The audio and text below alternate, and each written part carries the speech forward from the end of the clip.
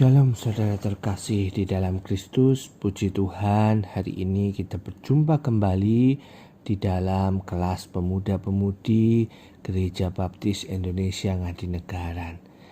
Saudara terkasih, sebelum kita mulai kelas sekolah minggu kita hari ini, mari terlebih dahulu saya ajak kita untuk mempersiapkan hati kita, mempersiapkan pikiran kita, mempersiapkan jiwa kita, persiapkan roh kita, untuk kita menyembah Tuhan di dalam roh dan kebenaran. Mari kita siapkan hati kita, bersama-sama kita berfokus untuk kita memuji dan menyembah Tuhan.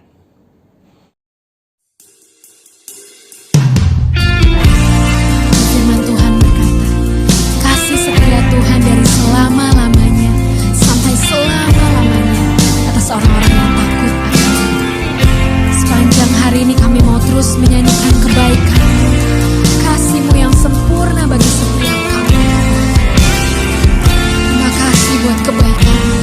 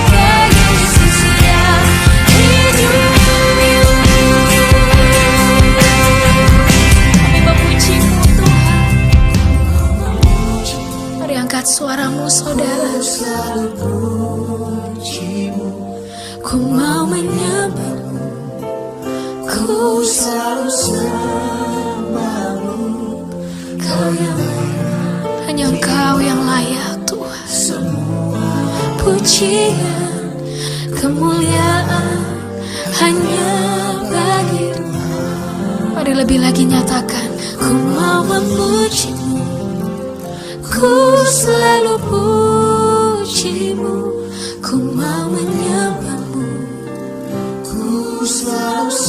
Ini ungkapan hati setiap kami. Kau yang layak terima semua pujian, kemuliaan hanya bagi Tuhan.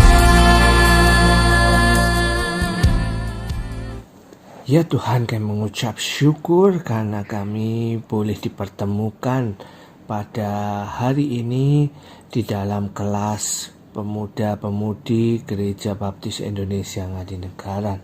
Tuhan, saat ini kami akan belajar kebenaran firman-Mu. Biarlah Kau siapkan setiap kami, sehingga kami boleh ya Tuhan untuk semakin bertumbuh di dalam kebenaran-Mu. Urapi pula hamba-Mu yang akan mengajar hari ini. Kiranya Tuhan Kau yang memberikan hikmat atas hamba-Mu, sehingga hamba boleh menerangkan dengan secara sederhana mungkin, sehingga mudah dimengerti oleh para murid-Mu ya Tuhan. Terima kasih Tuhan, dalam nama Yesus kami mengucap syukur dan kami berdoa. Amin. Ya, shalom saudara-saudara. Hari ini pelajaran kita berbicara mengenai kesetiaan dalam pelayanan. Ya, saudara, mari kita buka bersama bacaan kita di dalam Lukas 16 ayat yang ke-10. Mari siapkan Alkitab saudara.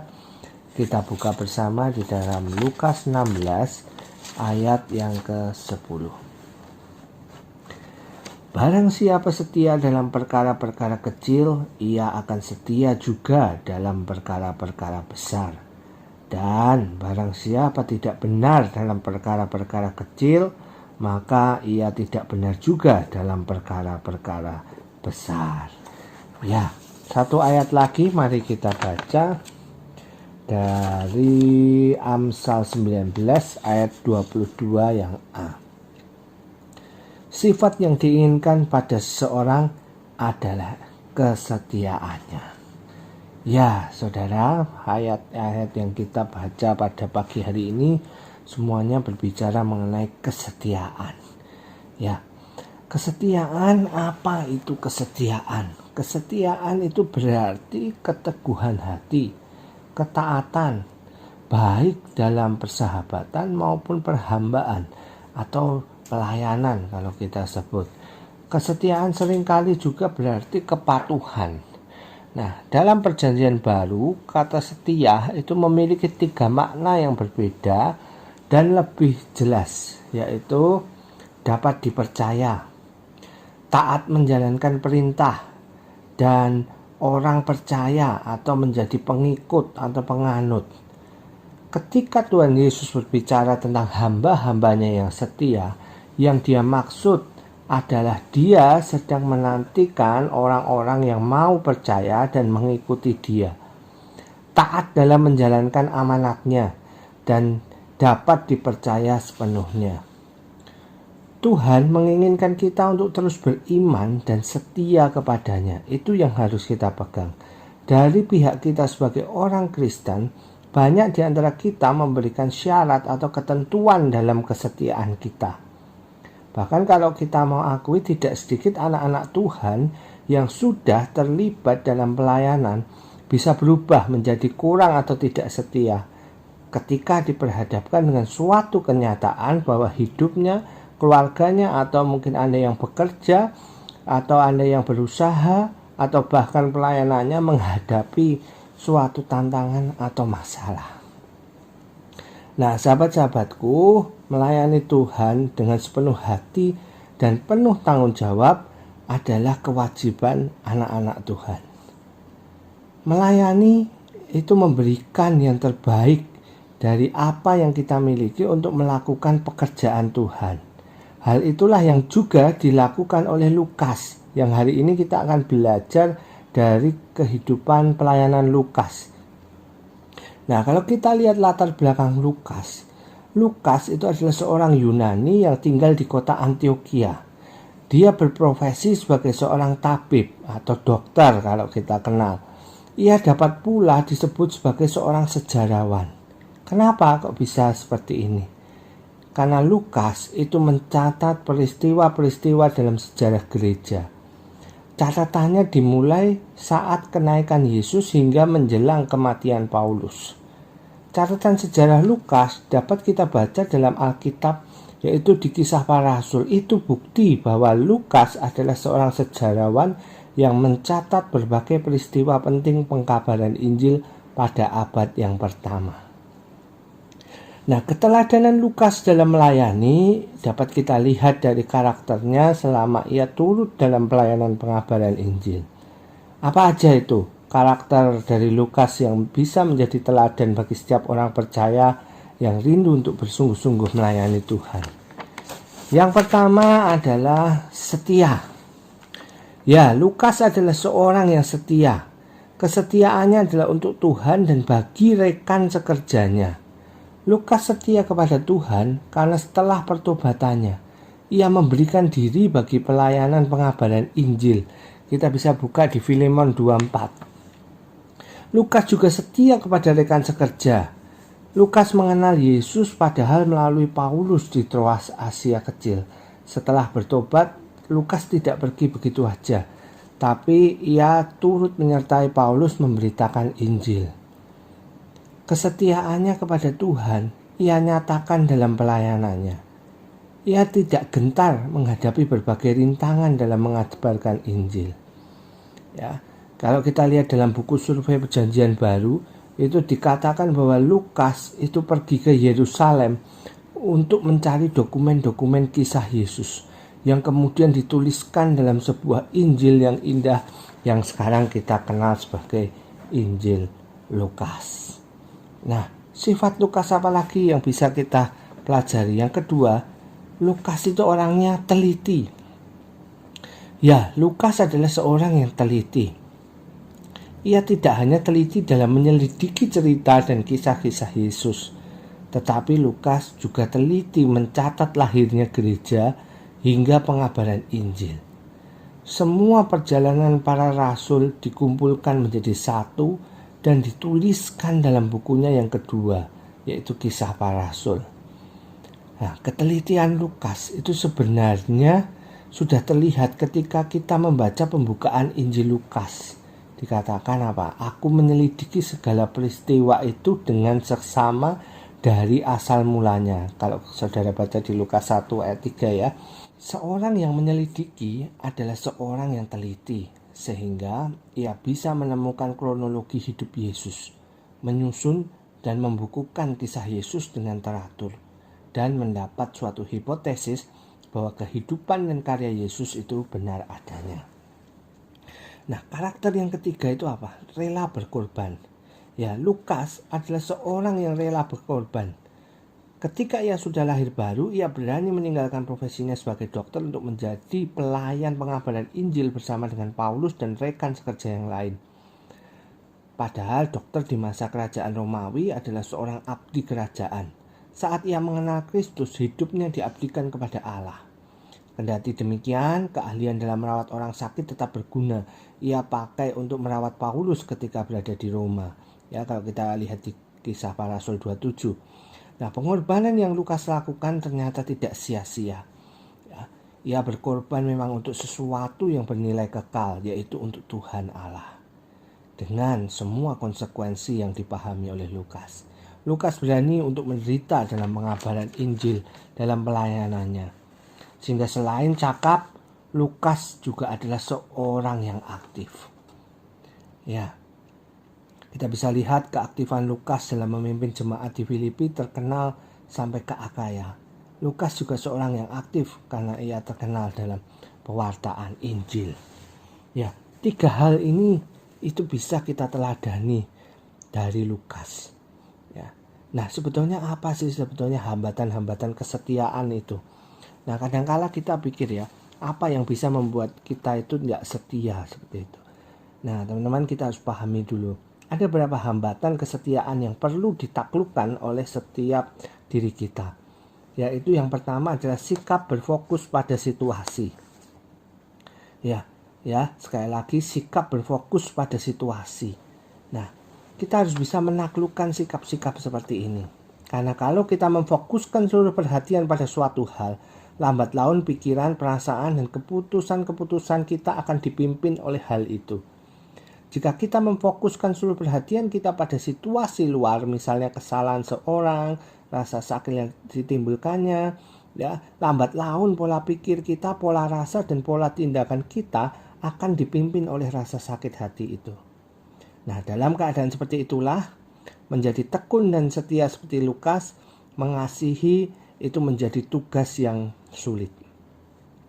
Pikiran, perasaan, dan keputusan-keputusan kita jika dipimpin oleh fokus yang salah dari situasi akan menjadi hambatan dalam kesetiaan kita. Oleh sebab itu, kita harus bisa menaklukkan sikap ini. Kita nggak boleh berfokus pada situasi, sehingga hati dan pikiran kita itu tidak akan dikuasai oleh hal-hal negatif.